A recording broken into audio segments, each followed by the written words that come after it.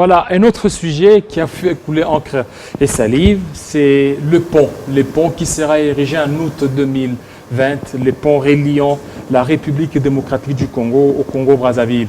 Alors, dans ces studios, nous avons le docteur Noël Tchani Mwadianvita. Et il est expert économiste. Il a beaucoup travaillé dans les sillages de la Banque mondiale. Avec lui, on va aborder les retombées économiques. Bienvenue, docteur. Merci de me recevoir ici. Voilà. D'entrée des jeux, est-ce qu'on peut parler de d'où proviendrait le financement d'abord de ce pont? Je comprends que la construction du pont entre Kinshasa et Brazzaville va coûter 550 millions de dollars. De ces 550 millions de dollars, la Banque africaine de développement, a commis de pouvoir mettre 210 millions de dollars. La question que nous nous posons maintenant, nous en tant que Congolais de Kinshasa, est de savoir d'où proviendrait le reliquat, c'est-à-dire 340 millions de dollars. Et nous considérons que si la RDC est appelée à cofinancer ce projet en y mettant quelques millions de dollars, nous devons nous poser la question, est-ce que c'est la priorité pour nous par rapport aux priorités nationales? Alors, quels sont d'abord les enjeux économiques par rapport à ces ponts? Je considère que d'abord, je suis un fervent croyant dans la dynamique de l'intégration régionale. Je considère que les pays africains ont relativement des marchés très petits lorsqu'on les laisse donc à eux-mêmes.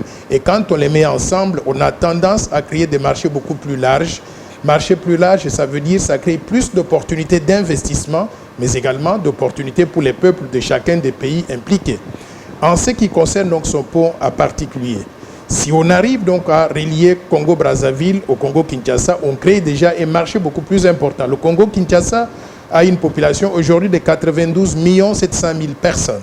Le Congo-Brazzaville, 3 millions environ. On met les deux ensemble, on a 95 millions d'habitants. Donc c'est un marché qui devient beaucoup plus consistant et par conséquent qui peut justifier des investissements importants aussi. Pourquoi? Parce que si une entreprise produit par exemple une boîte d'allumettes, au lieu de vendre cela à 92 millions d'habitants, on peut vendre cette boîte d'allumettes à 95 millions d'habitants. Donc il y a plus d'opportunités pour les investissements donc, du secteur privé. Investissement du secteur privé, c'est que ça veut dire on crée aussi des opportunités pour les populations des deux pays concernés. Ça, c'est le côté positif. Mais maintenant, nous devons nous poser la question, est-ce qu'en tant que République démocratique du Congo, nous sommes prêts à prendre avantage de ce genre d'intégration à ce stade-ci? Moi, je dirais qu'il y a des préalables que nous devons remplir avant d'arriver à construire ce pont. Ces préalables sont lesquels? Aujourd'hui, la RDC a deux ports, le port de Boma et le port de Matadi, qui sont vétustes, qui sont en très mauvais état d'exploitation aujourd'hui. Les coûts d'exploitation dans ces ports, les coûts sont trop élevés. Donc, avant de penser à l'intégration régionale, moi je pense que nous devons penser en priorité d'abord à restructurer ces deux ports de Boma et de Matadi. Et une fois que nous les avons restructurés, nous devons aussi penser à avoir le pont de Banana construit. Pourquoi? Parce que le pont de Banana, c'est l'équivalent du port donc, de Pointe-Noire.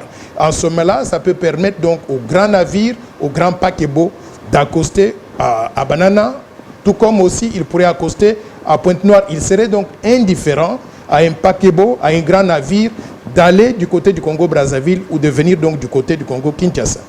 Ensuite, une fois que nous avons restructuré le port de Boma, de Matadi, et nous avons construit le port donc de Banana, nous pouvons aussi penser à construire une autoroute qui parte donc de Boma, Matadi, Banana, mais qui arrive jusqu'à Kinshasa et qui va d'ailleurs être étendue à l'ensemble donc du territoire national en reliant les 26 provinces donc du pays. De cette façon-là, nous allons créer le marché intérieur des biens et des services en République démocratique du Congo d'abord, en mettant ensemble toutes les 26 provinces du pays avant de pouvoir penser à l'intégration avec le Congo-Brazzaville. Et enfin, je pense qu'il sera aussi important dans le cadre de la restructuration du port de Boma et de Matadi, de pouvoir acheter des nouveaux navires qu'on appelle des balisages ou bien des dragages pour nettoyer le fleuve, pour permettre aux grands navires, aux grands paquebots de pouvoir accoster à Boma et à Matadi. De cette façon-là, on ne va pas créer un problème, c'est-à-dire en ouvrant la route qui va nous amener des marchandises qui viennent donc de Pointe-Noire à Brazzaville pour entrer à Kinshasa facilement ou en RDC facilement. Et on risque donc de mettre à mal les ports de Matadi et de Boma qui sont déjà vétustes, qui ne seront pas compétitifs par rapport donc au port de Brazzaville. Voilà plus ou moins les préalables que je peux voir que nous devrons remplir en tant que pays pour des raisons donc de souveraineté nationale, mais également de promotion et de protection des opportunités pour les Congolais de la République démocratique du Congo. Lorsque vous parlez de la restructuration de ces deux ports, donc ce qui fait que ça ne sera plus possible pour qu'on puisse ériger les ponts en 2020, en août 2020. Oui, donc moi je on pense pourra reporter cela. Si on construit le pont à la hâte, Oui. c'est-à-dire qu'on n'a pas tenu compte d'une stratégie globale de développement de la République démocratique du Congo, je pense que c'est une erreur. Pourquoi? Parce qu'en construisant le pont, nous allons nous créer des problèmes qu'on ne saura pas gérer. On va créer donc, mettre en quelque sorte en faillite la province du Congo central, le port de Matadi, le port de Boma. Au lieu donc d'arriver à cette situation-là, mieux vaut prévenir que guérir.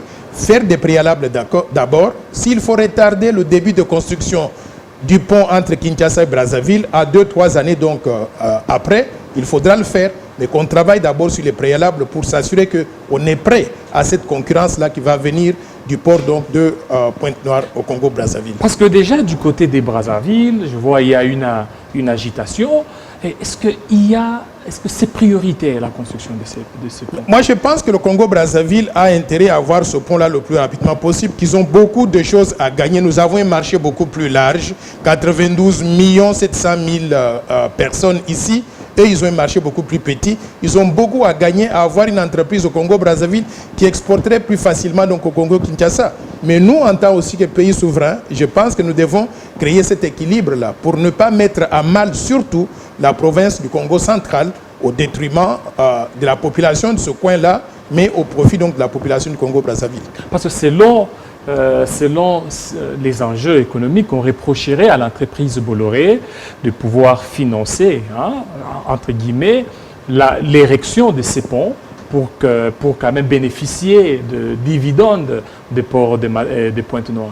Oui, je comprends que Bolloré est très impliqué. C'est Bolloré qui est impliqué donc, dans le port de Pointe-Noire là-bas et qu'ils ont des difficultés à rentabiliser ce port-là. Donc il faut créer un flux commercial beaucoup plus important que ce qu'ils ont aujourd'hui. Par conséquent, la RDC étant un grand pays, ils ont intérêt à pouvoir ouvrir ce marché de la RDC à travers donc, le port de Pointe-Noire. Mais nous, en tant que pays souverain, nous devons aussi penser à notre propre situation.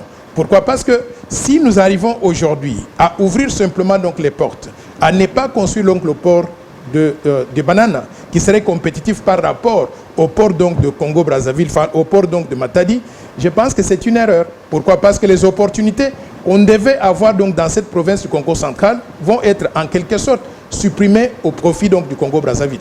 Est-ce qu'il y a la possibilité de pouvoir refuser l'érection de ce pont? Nous sommes un pays souverain, je pense que nous devons... D'abord, je ne crois pas que ce projet soit déjà adopté au niveau du gouvernement de la RDC. J'ai entendu que le président de la Banque africaine de développement est venu au Congo-Brazzaville, a annoncé d'ailleurs ce projet-là à partir du Congo-Brazzaville, sans même venir donc au Congo-Kinshasa. Moi, je souhaiterais que le gouvernement de la RDC puisse avoir l'occasion de faire d'abord une étude de l'impact de la construction de ce pont sur l'économie congolaise. Et après avoir fait cette étude-là, on va décider si vraiment ce pont, la construction, va être bénéfique à la RDC ou pas. S'il faut retarder, il faudra le faire dans l'intérêt national. Je voudrais aussi souligner des aspects sécuritaires. Vous vous rappelez que la RDC, quelque temps, exportait ses minéraux du Lubumbashi, du Katanga, vers le port de Lobito. Qu'est-ce qui est arrivé lorsque les Angolais sont entrés en guerre entre eux-mêmes d'abord? Ils ont fermé le port de Lobito et la RDC était bloquée.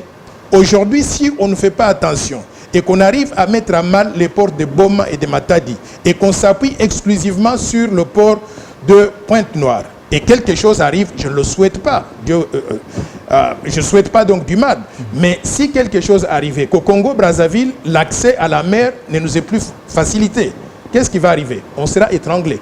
De la même façon qu'on était étranglé pour pouvoir exporter nos minéraux donc, du Katanga vers le port de Lobito.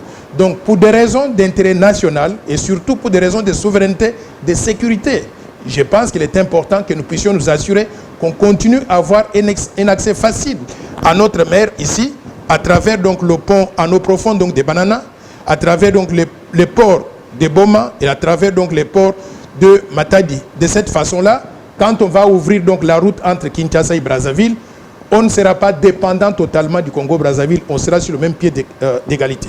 Est-ce que le fait de refuser, si la République démocratique du Congo parvenait à refuser l'érection de ces ponts, ça pourrait avoir des conséquences fâcheuses entre les deux États? Non, pas du tout. Je pense que c'est pour des raisons d'intérêt stratégique. Il nous faudra parler avec les Brazzavillois pour leur faire comprendre donc les raisons que nous avons et déterminer quand et pourquoi. On devra le faire beaucoup plus tard que ce que nous avons aujourd'hui. Je voudrais vous montrer une carte que j'ai préparée dans le cadre du plan Marshall de Noël Tchani pour la reconstruction et le développement de la RDC. Oui. Cette carte montre en quelque sorte une stratégie globale de développement des infrastructures dans notre pays. Les lignes que vous voyez rouges indiquent les autoroutes et les routes à construire pour pouvoir relier toutes les 26 provinces du pays.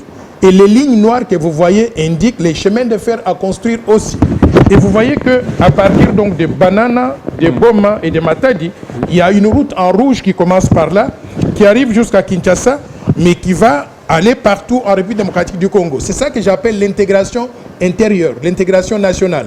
Nous avons besoin de faire cette intégration nationale pour nous assurer que toutes les 26 provinces du pays sont reliées.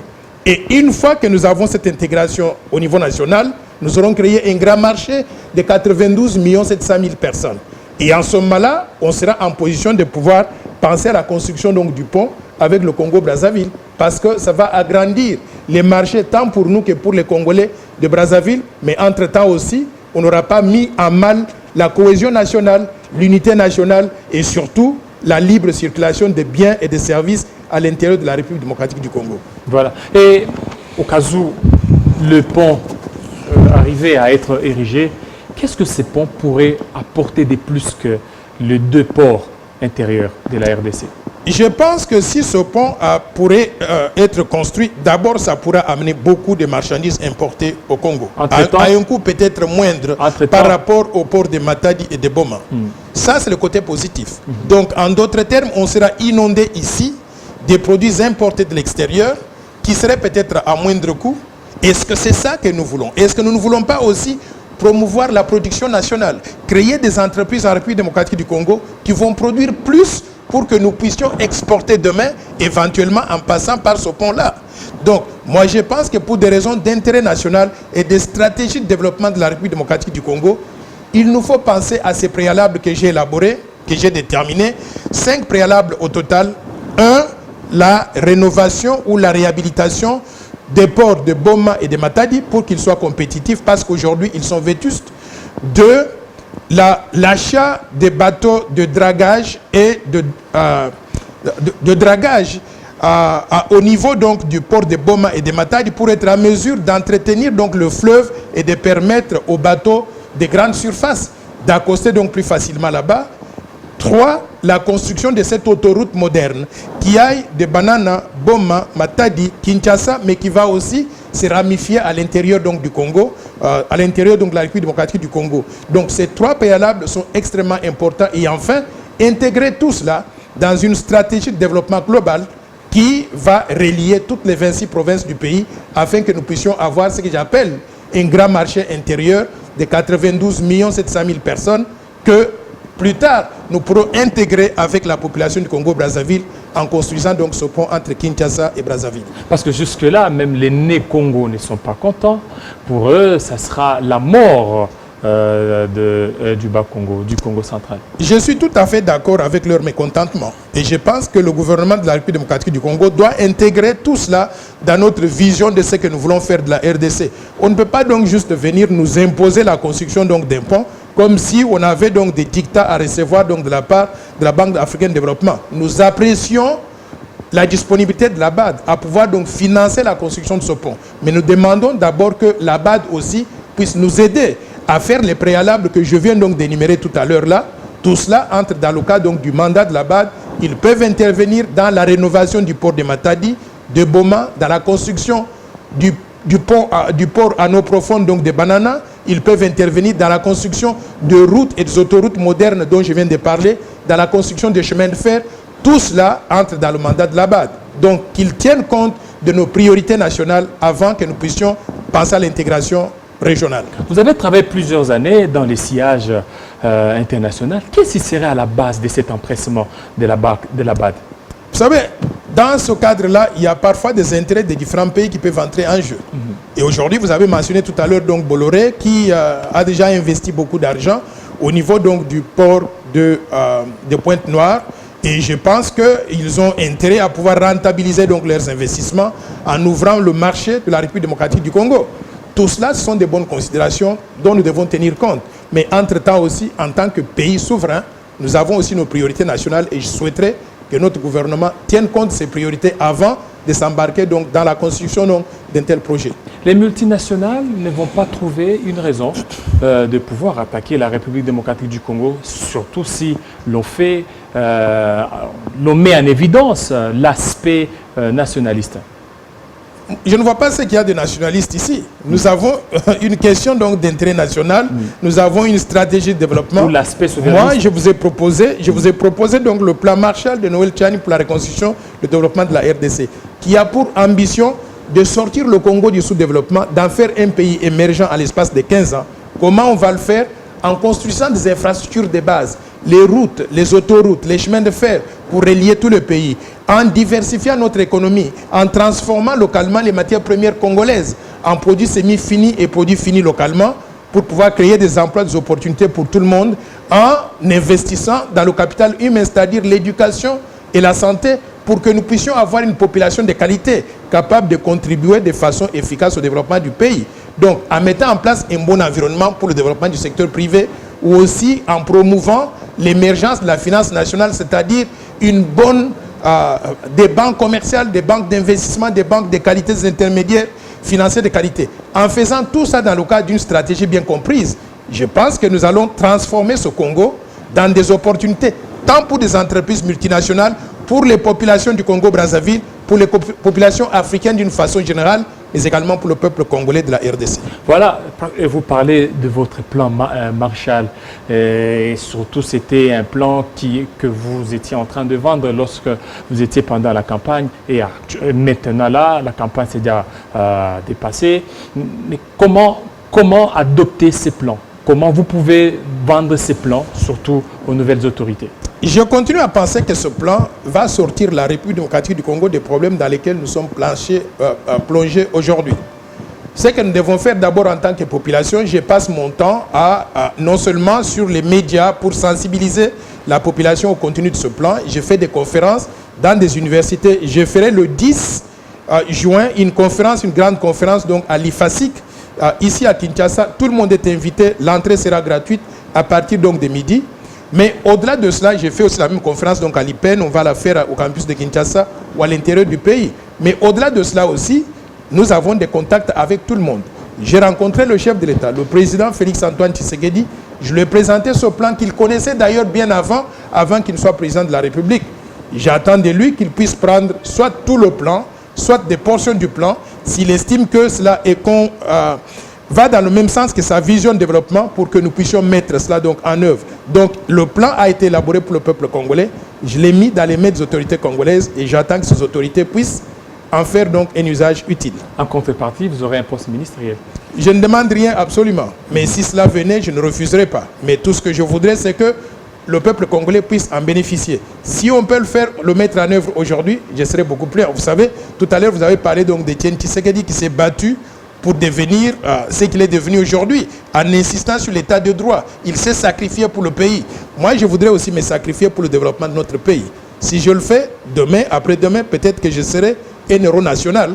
Pourquoi? Parce que j'aurais amené le Congo au stade donc de pays émergent, pays développé par rapport à la situation que nous avons aujourd'hui. Et j'aurais créé, à travers mon plan, des opportunités pour le peuple congolais. Est-ce que ces plans tiennent à la dimension de la République démocratique du Congo ou au niveau de la RDC, votre plan, le plan Marshall? Le plan tient compte de la situation de la RDC aujourd'hui. Quelle est la situation aujourd'hui?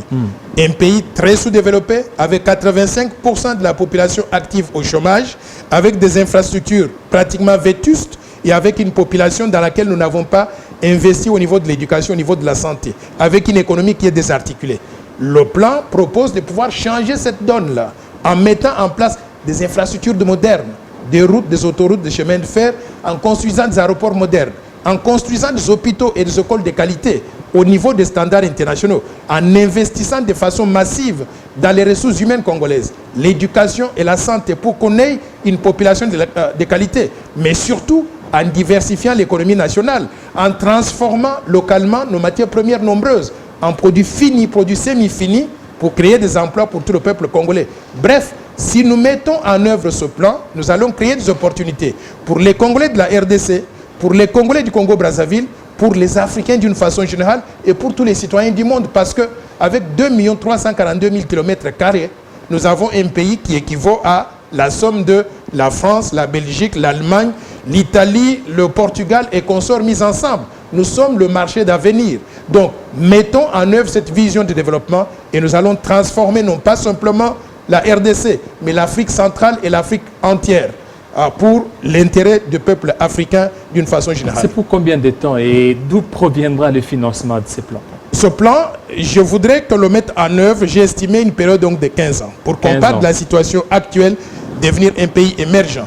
Mais au-delà de cela, je voudrais vous dire une chose, c'est que le coût total du financement est estimé à 800 milliards de dollars sur 15 ans. Quand je te dis 800 milliards de dollars, ça fait peur à beaucoup de personnes. Mais je vous rappelle que le Congo a beaucoup de ressources naturelles. Aujourd'hui, nous avons 1100 minéraux métaux précieux différents d'une valeur estimée à 38 000 milliards de dollars. Le problème que nous avons, c'est la gouvernance.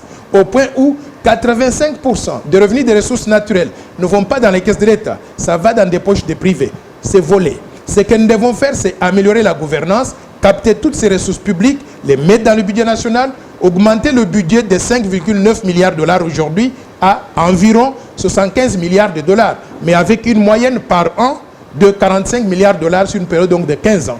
Si nous faisons ça, nous allons mobiliser toutes les ressources dont nous avons besoin, des ressources intérieures à travers la lutte contre la corruption, la prédation des ressources naturelles, le détournement des fonds publics. Maintenant, le reliquat pourrait venir d'où? Des investissements directs étrangers. Si on arrive à améliorer l'environnement, on peut augmenter donc le niveau des investissements de 3 milliards de dollars aujourd'hui à 5 milliards de dollars environ au moins par an. Multiplié par 15, on aura 115 milliards de dollars qui proviendraient donc des investissements directs étrangers. Et enfin, le reliquat pourrait venir des contributions des bailleurs des fonds bilatéraux et multilatéraux. Et aujourd'hui, nous avons ces contributions qui s'élèvent au total à 3 milliards de dollars.